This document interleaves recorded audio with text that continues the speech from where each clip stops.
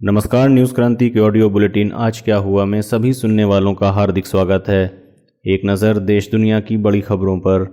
थल सेना प्रमुख जनरल एम नरवणे ने कहा, सुधारों के अगले चरण में एकीकृत थिएटर कमानों का गठन जरूरी।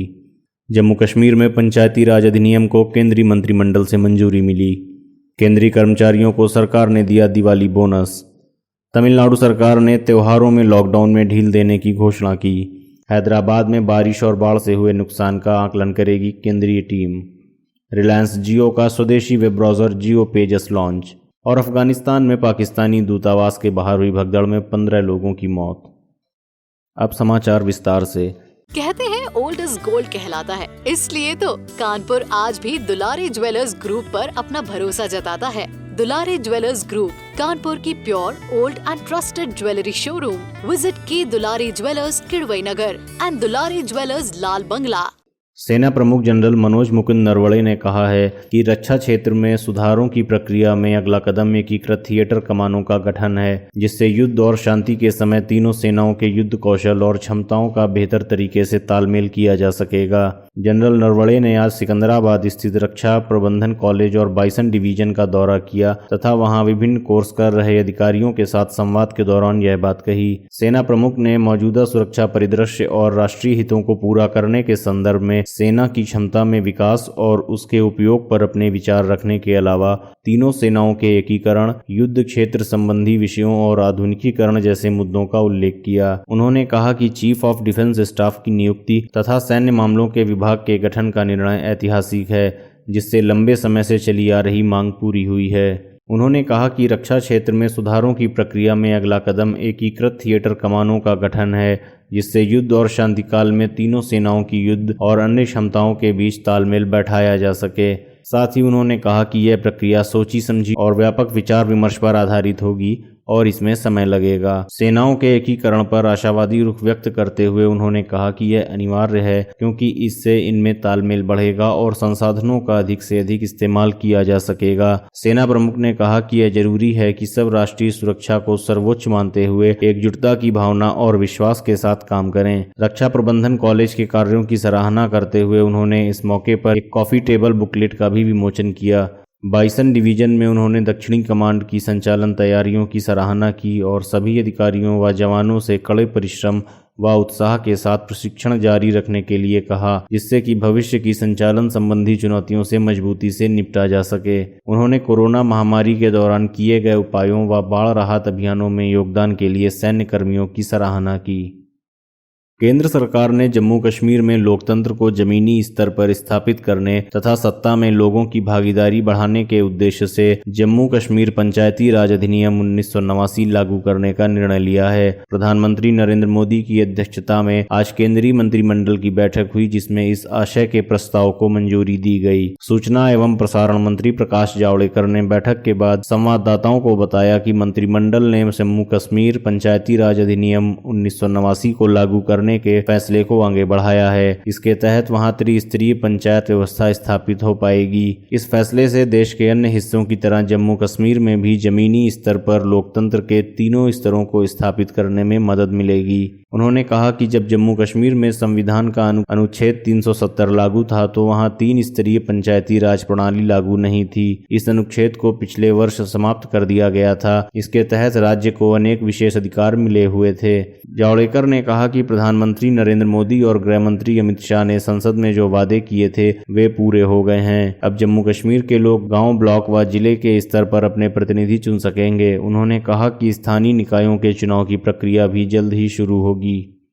केंद्र सरकार ने बाजार को गति देने के लिए 30,70,000 गैर राजपत्रित केंद्रीय कर्मचारियों को 3,737 करोड़ रुपए बोनस देने की घोषणा की है। प्रधानमंत्री नरेंद्र मोदी की अध्यक्षता में केंद्रीय मंत्रिमंडल की बुधवार को बैठक हुई, जिसमें इस आशय के प्रस्ताव को मंजूरी दी गई। बैठक के बाद सूचना एवं प्रसारण मंत्री प्रकाश जावड़ेकर ने संवाददाताओं को संबोधित करते हुए बताया कि उत्पादकता और गैर उत्पादकता से आधारित यह बोनस वित्त वर्ष 2019-20 के लिए होगा और इसकी अदायगी विजयदशमी से पहले कर दी जाएगी।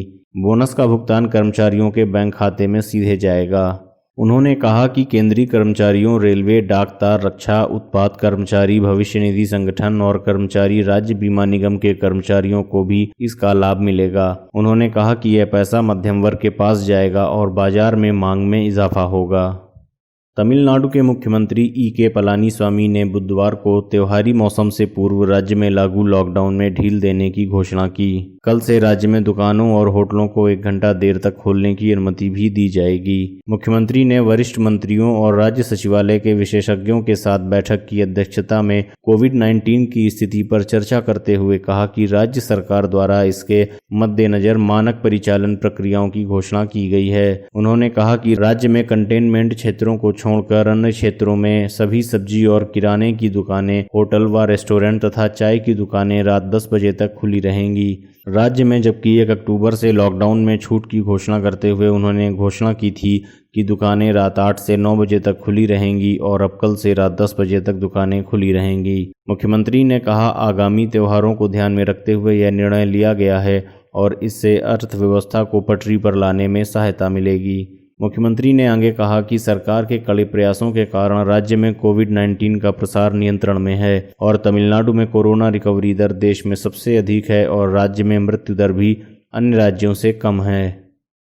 तेलंगाना के हैदराबाद सहित अन्य क्षेत्रों में हाल ही में भारी बारिश और बाढ़ से हुए नुकसान का आकलन करने के लिए एक केंद्रीय टीम हैदराबाद तथा अन्य प्रभावित इलाकों का दौरा करेगी। सूत्रों के मुताबिक कृषि व राष्ट्रीय राजमार्ग विभाग के अधिकारियों की यह टीम गुरुवार को 2 दिवसीय दौरे पर तेलंगाना पहुंचेगी। उल्लेखनीय है कि राज्य के मुख्यमंत्री के चंद्रशेखर राव ने हाल ही में प्रधानमंत्री नरेंद्र मोदी को पत्र लिखकर उन्हें सूचना दी थी कि प्रारंभिक अनुमान के अनुसार राज्य में भारी बारिश और बाढ़ के कारण संपत्तियों और फसलों का 5,000 करोड़ रुपए का नुकसान हुआ है तथा उन्होंने केंद्र सरकार से 1,350 करोड़ रुपए की तत्काल सहायता मांगी थी। बुधवार को हैदराबाद के कई हिस्सों में धूप खिली रही, जिससे लोगों को राहत मिली कि अब शायद बारिश थम सकती है। मुकेश अंबानी की रिलायंस जियो ने बुधवार को देश में तैयार अपना वेब ब्राउज़र लॉन्च किया। जियो पेजस नाम से अंग्रेजी समेत 8 भाषाओं में उतारे गए इस नए वेब ब्राउज़र पर कंपनी का दावा यह है कि यह तेज होने के साथ साथ पूरी तरह सुरक्षित है। डेटा सुरक्षा को लेकर छिड़ी अंतर्राष्ट्रीय बहस और चीनी कंपनी के यूसी वेब ब्राउज़र पर प्रतिबंध के बीच रिलायंस जियो का मानना है कि जियो पेजस को मार्केट में उतारने का यह सही समय है। इसकी खासियत यह है कि दूसरे ब्राउज़र के मुकाबले यह यूजर्स को डेटा गोपनीयता के साथ अपने डेटा पर पूर्ण नियंत्रण देता है। जियो पेजस को शक्तिशाली क्रोमियम ब्लिंक इंजन पर बनाया गया है। इंजन की हाई स्पीड की वजह से ब्राउजिंग का शानदार अनुभव मिलता है। इसको पूरी तरह से देश में ही डिज़ाइन किया गया है और विकसित किया गया है। अंग्रेजी के अलावा जियो पेजस 8 भारतीय भाषाओं में काम करने की क्षमता के बदौलत इसे पूर्ण स्वदेशी कहा जा रहा है।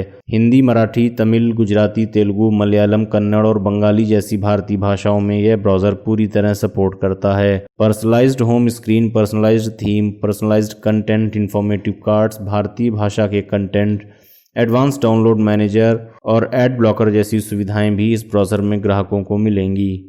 अफगानिस्तान के जलालाबाद शहर में पाकिस्तानी वाणिज्य दूतावास के बाहर मंगलवार को भगदड़ मचने से कम 15 लोगों की मौत हो गई व कई अन्य घायल हो गए। जलालाबाद के अधिकारियों ने बुधवार को बताया कि भगदड़ उस समय मची जब करीब 3,000 अफगानिस्तानी वीजा के लिए आवेदन करने पाकिस्तानी वाणिज्य दूतावास के बाहर एक खुले मैदान में एकत्रित हुए थे। प्रांतीय परिषद के सदस्य सोहराब कादरी ने बताया कि समस्या उस समय शुरू हुई जब दूतावास के बाहर खड़े लोग वीज़ा आवेदन के लिए टोकन पाने के लिए एक दूसरे को धक्का देने लगे और इसके तुरंत बाद भीड़ के अनियंत्रित हो जाने के कारण भगदड़ मच गई। उन्होंने बताया कि भगदड़ में मरने वाले 15 लोगों में से 11 महिलाएं हैं और घायलों में कई वरिष्ठ नागरिक भी शामिल हैं। हजारों अफगानिस्तानी हर वर्ष बेहतर चिकित्सा, उपचार, शिक्षा और नौकरी पाने के लिए पड़ोसी देश पाकिस्तान की यात्रा करते हैं। दोनों देश करीब 2600 किलोमीटर लंबी सीमा भी साझा करते हैं। हालांकि काबुल स्थित पाकिस्तानी दूतावास के अधिकारियों ने फिलहाल इस घटना पर कोई भी टिप्पणी करने से मना कर दिया है।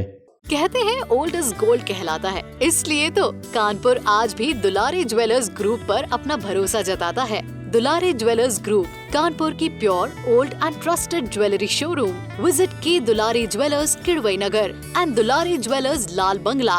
आज क्या हुआ में ये थे देश दुनिया के मुख्य समाचार। इसके अलावा आप अपने आसपास की तमाम छोटी बड़ी खबरों से जुड़े रहने के लिए लॉगिन कर सकते हैं www.newskranti.com पर।